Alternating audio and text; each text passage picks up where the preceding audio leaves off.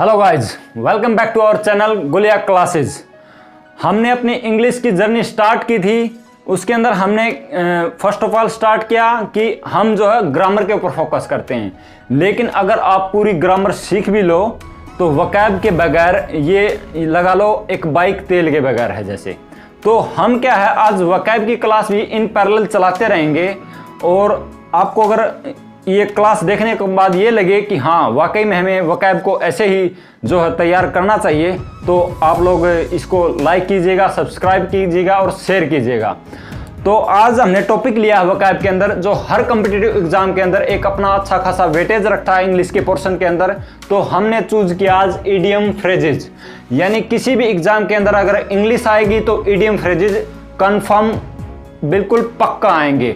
तो आज हमने स्टार्ट किया कि कैसे हम इन इडियम फ्रेजेज को करेंगे। आप लोगों ने पहले भी कहीं से किए होंगे इडियम फ्रेजेज, आपने याद किए होंगे या फिर रट्टा मारा होगा और आप उसको जो थोड़े दिन के बाद भूल जाते हो।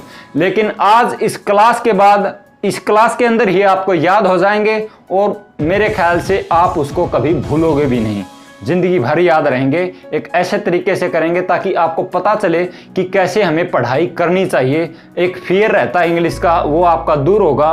तो इडियम फ्रेजेस स्टार्ट करने से पहले मैं आपको बताता हूं, जैसे हम हिंदी के कुछ मुहावरे पढ़ते हैं, लोकोक्तियां पढ़ते हैं, तो ये कैसे बनते हैं? ये बनते हैं समाज के अंदर कुछ घटनाएं घटती हैं और फिर जो है हम उनसे प्रेरित होकर या फिर उन घटनाओं को याद करके कुछ बातें कहते हैं, तो वे क्या हो जाती हैं, प्रचलित हो जाती हैं, यानी प्रचलन में रहती हैं।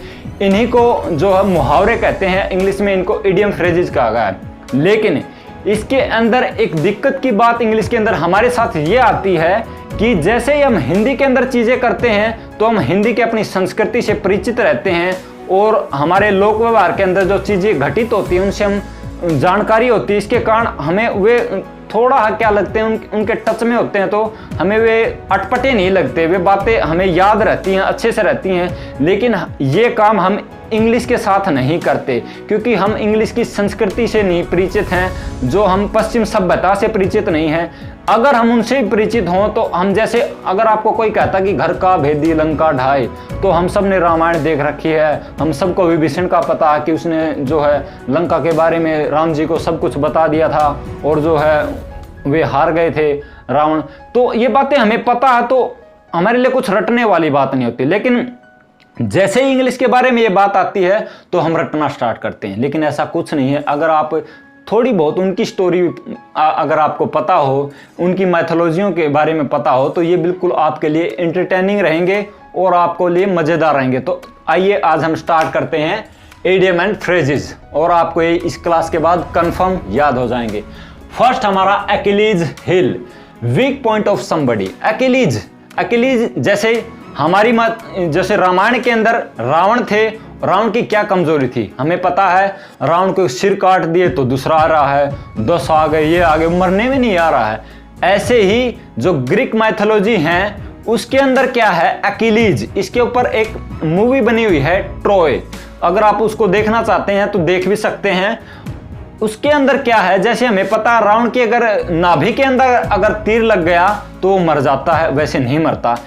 ऐसे ही उनकी मैथोलॉजी के अंदर क्या है, एक अकिलीज है जिसको कोई हरा नहीं सकता। वो बहुत ताकतवर है, हर जगह स्ट्रॉन्ग है, उसके सामने कोई नहीं टिक पा रहा है। लेकिन जैसे हम पढ़ रहे हैं अकिलीज एक नाम है, इससे हम परिचित हो गए कि ये तो एक नाम है। नाम के अंदर कोई, आप कई बार लोग सोचते हैं कोई वकैब का वर्ड है, लेकिन ये सिर्फ एक नाम है। हिल का मतलब क्या होता है, एडी, है ना, एडी होता है ना हमारे हिंदी के अंदर, एडी। जैसे ही इसके अंदर क्या है, ग्रीक मैथोलॉजी के अंदर जैसे रावण के अगर नाभि में तीर लग गया तो वो मर जाता है। अकिलीज वहां पर ऐसा ही पात्र है जो है ग्रीक मैथोलॉजी के अंदर, उसके अंदर क्या है, उसको कोई नहीं हरा सकता। लेकिन जैसे उसके अगर उसकी हिल उसका एक कमजोर पॉइंट है, अगर वहां पर उसके कोई तीर मार देता है तो वो हिल भी नहीं पाता है, वहीं मर जाता है अकिलीज। तो इसलिए अकिलीज हिल का मतलब होगा वीक पॉइंट ऑफ समबडी, यानी किसी का कोई कमजोर पॉइंट, यानी किसी की कोई कमजोरी। ये आपको याद होगा। नेक्स्ट हम करते हैं बेकर्स डजन। इसका मतलब होता है 13। वैसे तो हम पढ़ते हैं कि डजन का मतलब क्या होता है, 12, लेकिन यहां पर 13 क्यों लिखा गया, 13 क्यों आ गया? इसके पीछे भी एक स्टोरी है। बेकर, बेकर क्या होता है? जो बेकरी का काम करता है, यानी कि जो डबल रोटी वगैरह ऐसी ऐसी चीज़ें, बेकरी का सामान जो बेचता है उसको हम क्या कहते हैं? बेकर बोलते हैं। लेकिन ऐसा ही वहाँ पर था, पहले इतना औद्योगिकरण नहीं था, पहले खाने पीने की चीज़ें ही ज़्यादा खरीदी बेची जाती थी। तो वहाँ पर क्या था कि उस वक्त इन चीज़ों पर राजा थे जो वहाँ के अंग्रेज़ों के, या फिर हम कैसे ग्रीक मैथोलॉजी के अंदर, तो वो क्या करते थे, इसके ऊपर बड़ा ही कड़े प्रतिबंध होते थे कि कोई भी बेकर अगर कम तोल देगा तो उसको जो है अपने शरीर का मांस का टुकड़ा काटकर उसको पूरा करना पड़ेगा। तो यानी एक बड़ा ही, इन बेकर्स बड़ा डर में रहते थे कि उनसे अगर कोई चीज़ डजन लेनी है ना, किसी को एक दर्जन लेनी है, तो वो तोलने के बाद एक एक्स्ट्रा या फिर गिनने के बाद एक एक्स्ट्रा डाल देते थे उसके अंदर, ताकि भाई जान बचे। बेशक ज़्यादा चला जाए कम ना चला जाए, रूल था कि अगर किसी ने कम तोला तो उसके जो मांस का टुकड़ा काट कर उसको जो है पूरा करना पड़ेगा वो वजन। तो यानी कि एक बड़ी सख्त सज़ा थी। तो सब डर के अंदर रहते थे बेकर इस बात के कारण। तो वो 12 काउंटिंग करने के बाद एक और रख देते थे, भाई जान बचे, बेशक एक ज़्यादा चला जाए, ठीक है ना। तो इसके लिए वो 13 देने लगे। तो इसलिए ये इडियम बन गया कि बेकर्स डजन, इसका मतलब हो गया 13। तो ये भी आपको याद होगा। नेक्स्ट हमारा है an axe to grind, to have a selfish motive to serve. Axe क्या होता है? एक्स होता है कुल्हाड़ी, ग्राइंड उसको, उसकी धार को तेज करना, उसको ग्राइंड कहते हैं। आपको ग्राइंडर होता है घर में, या ग्राइंड का मतलब होता है तेज धार बनाना, उसको ग्राइंड करना। यानी कि to have a selfish motive to serve. ये जो है अमेरिका के एक राष्ट्रपति के बारे में बात प्रचलित है कि वो, उनके पास जो है वो क्या कर रहे थे, उनकी कुल्हाड़ी को जो है पैनी कर रहे थे, जैसे उसकी धार को तेज कर रहे थे। एक आदमी आया उनके पास और उसने आकर उनको कहा कि आपकी जो ये ग्राइंडर है ये तो बहुत अच्छी है। तो वो बड़े खुश हो गए। उन्होंने क्या किया, उसके आदमी के पास भी एक कुल्हाड़ी थी, उन्होंने कहा दो मुझे। उन्होंने पूरा टाइम लगा के, पूरा जोर लगा के उस कुल्हाड़ी को बिल्कुल ग्राइंड कर दिया, बिल्कुल तेज़ धार बना दी उसकी। और जैसे ही बहुत टाइम लगा उनको, पसीना पसीना हो गए, खूब जो है मेहनत लगी उनकी इस काम के ऊपर, क्योंकि वो क्या है इस चीज़ से बड़े खुश हो कि उसने आते ही उनकी जो है ग्राइंडर मशीन की जो प्रशंसा कर दी। लेकिन थोड़ी उन्होंने ग्राइंड करवाया अपनी कुल्हाड़ी को, यानी एक्स को, और जैसे ही वो ग्राइंड हुई वो उसको लेके चला गया। उसके बाद वो थक हार के बैठ गए, यार मुझे तो ये बुद्धू बना गया ये आदमी, अपनी जो है प्रशंसा करके मेरी झूठी, और मेरे से काम निकलवा गया।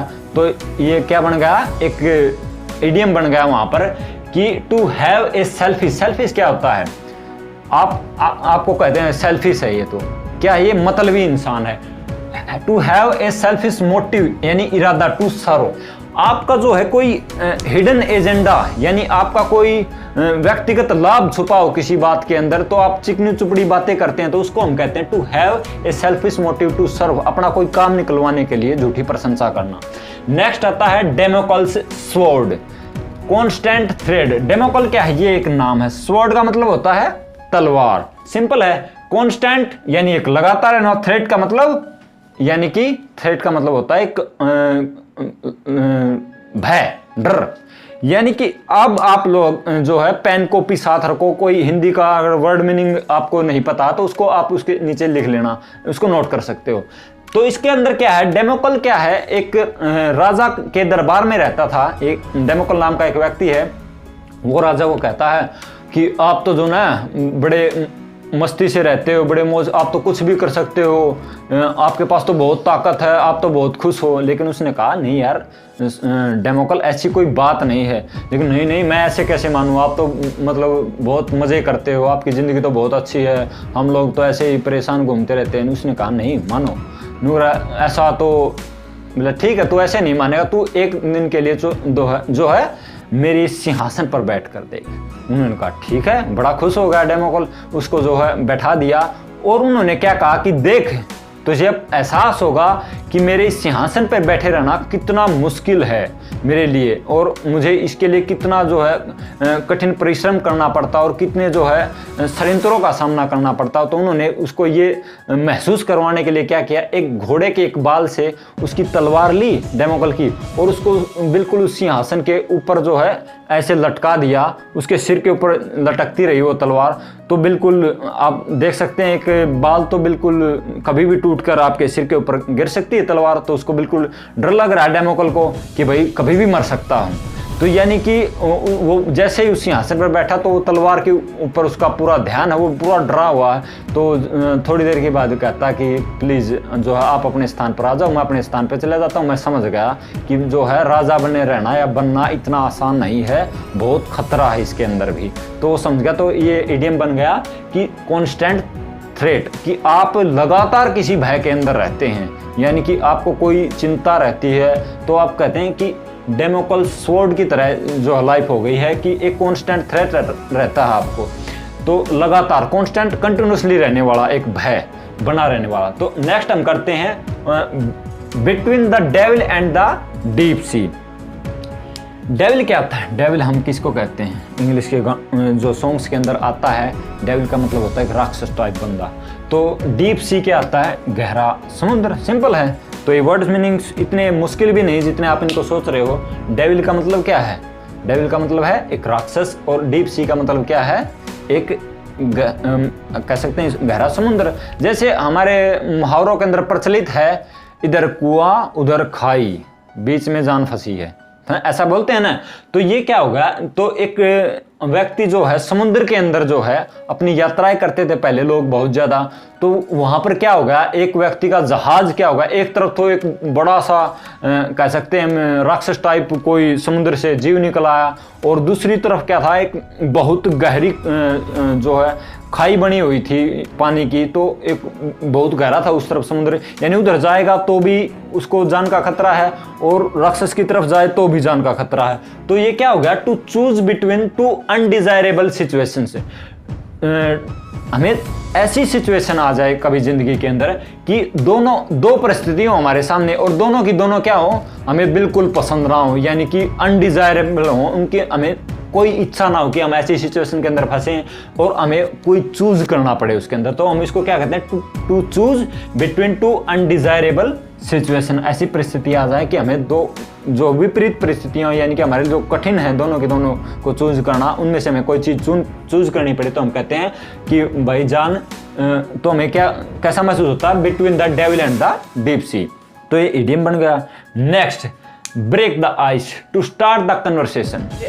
अगर हमें नॉर्थ पोल या साउथ पोल की तरफ जाना होता था तो क्या होता था? वहां पर बहुत ज्यादा बर्फ जमी होती है। पहले जहाजों से जाते थे, समुद्री जहाज जाते थे, तो वहां पर क्या बर्फ जम जाती थी। इसका क्या है? ब्रेक द आइस, तोड़ना, आइस को तोड़ना। सिंपल ये बन रहा है। तो जैसे ही नॉर्थ पोल और साउथ पोल की तरफ जो जाते थे, जो या तो किसी को वहाँ पर कोई रिसर्च के लिए जाना है या फिर कोई व्यापारी जा रहा, तो क्या होती थी समुद्र के अंदर जो सर्दियों का मौसम था या वैसे भी उस टाइम वहाँ पर क्या है? बहुत ज़्यादा बर्फ जम जाती थी। और हमें ये तो पता है कि बर्फ समुद्र के अंदर, ये तो नहीं पूरा समुद्र की बर्फ बन गई, एक लेयर होती है ऊपर जिसके कारण जो है चल नहीं पाते जहाज। तो उनको बहुत समस्या होने लगी। तो एट लास्ट उन्होंने क्या सोचा कि क्यों ना हम एक ऐसा जहाज बनाएं जो इसको तोड़ता हुआ चले, यानी कि आगे से नुकीला हो और इसको तोड़ता चला जाए, और जहाज उसके पीछे पीछे चलते चले जाएं, ताकि हमें जो है जाने में आसानी हो।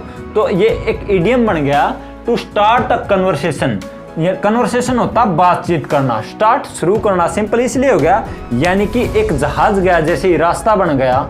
यानी हम कई बार क्या होता है फैमिलीज के अंदर हम देखते हैं, आपके कोई रिश्तेदार आ गया या आप कहीं चले गए, तो हो सकता है आप चुपचाप बैठ के कोई बात ही नहीं पा रही, तो आपका कोई फ्रेंड आए या फिर आप खुद कोई बात स्टार्ट कर दो, यानी कि बातचीत स्टार्ट कर दो। उसको कहेंगे कि इसने जो ही ब्रेक द आइस, कि इसने कन्वर्सेशन स्टार्ट किया, ब्रेक द आइस। तो इसका मतलब क्या होगा ब्रेक द आइस का? टू स्टार्ट कन्वर्सेशन, बातचीत आरंभ करना। तो नेक्स्ट हमारा आता है कैट्स पा। कैट माने सबको पता है बिल्ली, पाव माने क्या होता है? उसका पंजा। सिंपल। तो इसके अंदर क्या है? ए पर्सन यूज्ड अनविटिंगली और unwillingly by another to accomplish the other's own purpose. तो इसका मीनिंग ये बनता है कि एक पर्सन के द्वारा दूसरे व्यक्ति को, दूसरा व्यक्ति चाह भी नहीं रहा कि वो जो है उसका काम करे, यानी या उसकी कोई इच्छा है उसको पूरी करे, लेकिन वो दूसरा आदमी उससे चालाकी से अपना काम करवा ले और अपना जो मतलब सिद्ध कर ले, तो इसको हम कहते हैं कैट्स पाव। क्यों कहते हैं इसको ऐसे?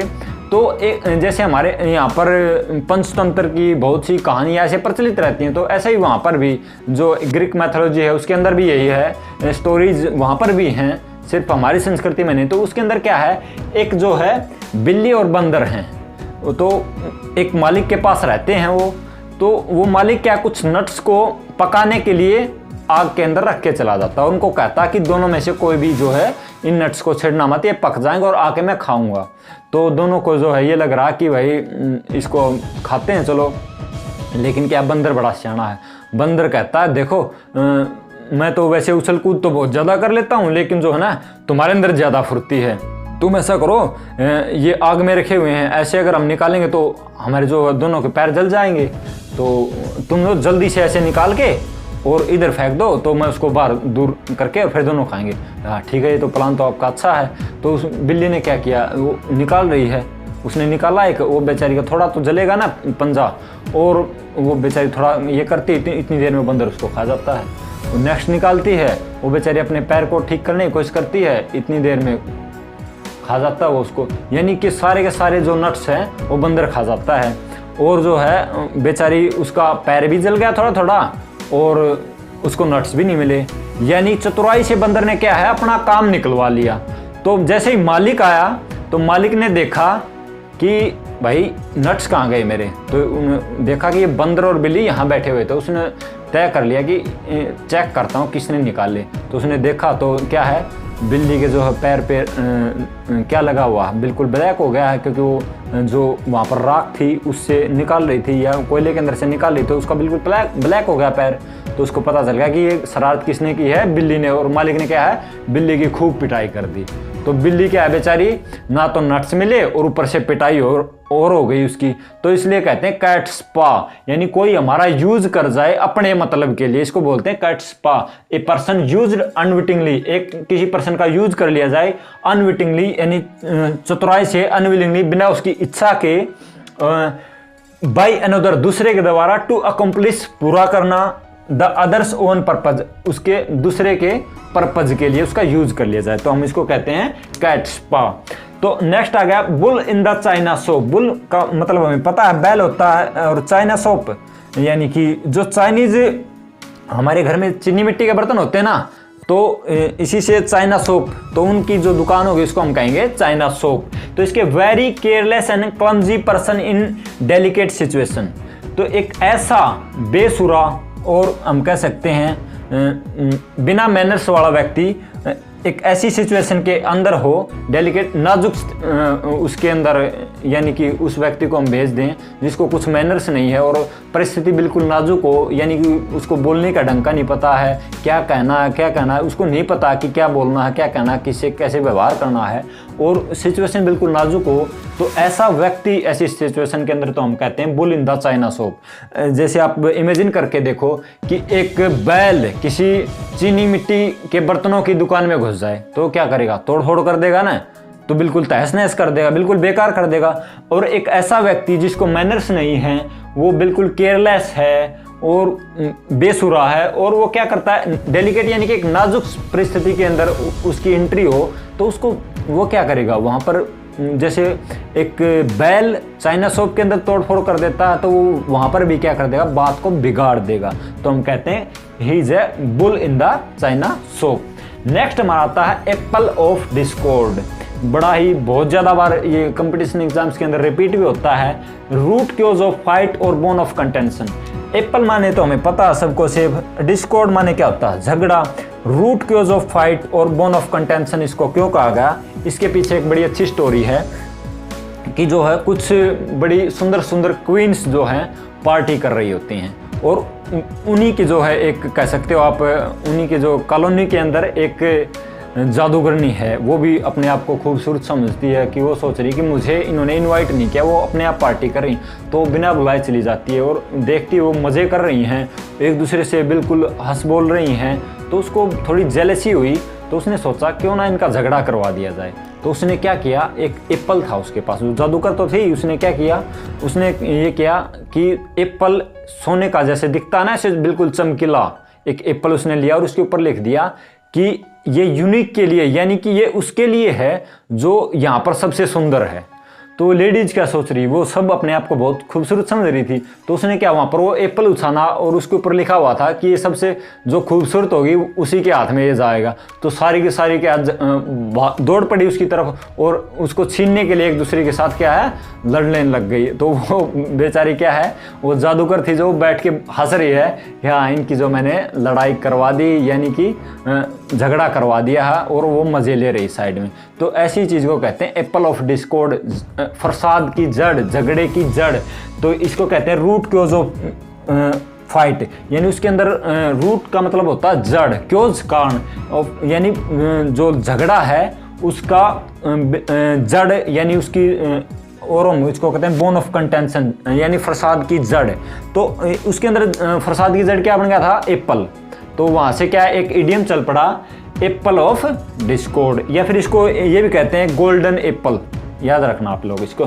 तो नेक्स्ट आता हमारा कैच द टार्टर।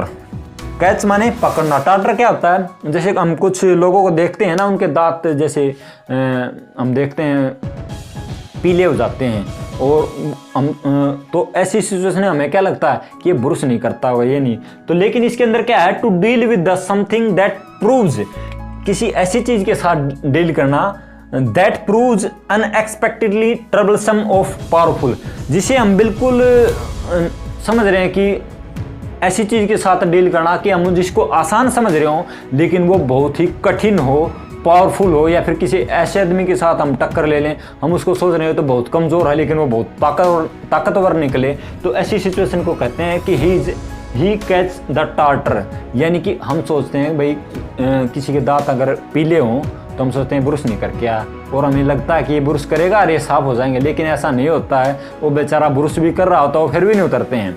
यानी हमें लगता है कि बिल्कुल आसान ही चीज़ है, ब्रुश किया और साफ किए हो गए, लेकिन ऐसा नहीं होता। कितनी ब्रुश कर लो उतरते ही नहीं है, उसको कहते हैं कैच द टार्टर। तो यानी कि एक ऐसी सिचुएशन जिसको आप बिल्कुल सिंपल समझ रहे थे, यानी कि और वो कैसे निकले, उल्टी निकले, बड़ी ही कह सकते हैं ट्रबल करने वाली हो, हमें परेशान करने वाली हो, और या फिर किसी ऐसे व्यक्ति के साथ कोई पंगा ले ले जिसको वो कमज़ोर समझ ला और बिल्कुल पावरफुल निकले, तो उसको हम कहते हैं कैच ए टार्टर। ठीक है, टार्टर होता है वो पीला पीला जो हमारे दांत हो जाते हैं, कुछ लोगों के देखते हैं। तो ओके, अगर आपको ये कैसा लगा ये हमें बिल्कुल कमेंट के अंदर बिल्कुल बताइएगा।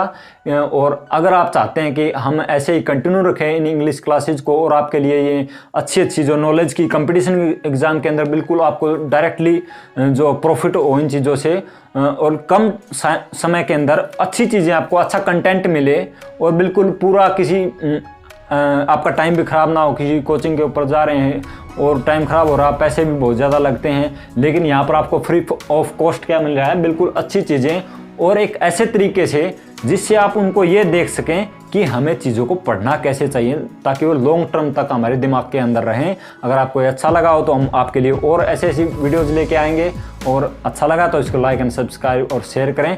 Thank you.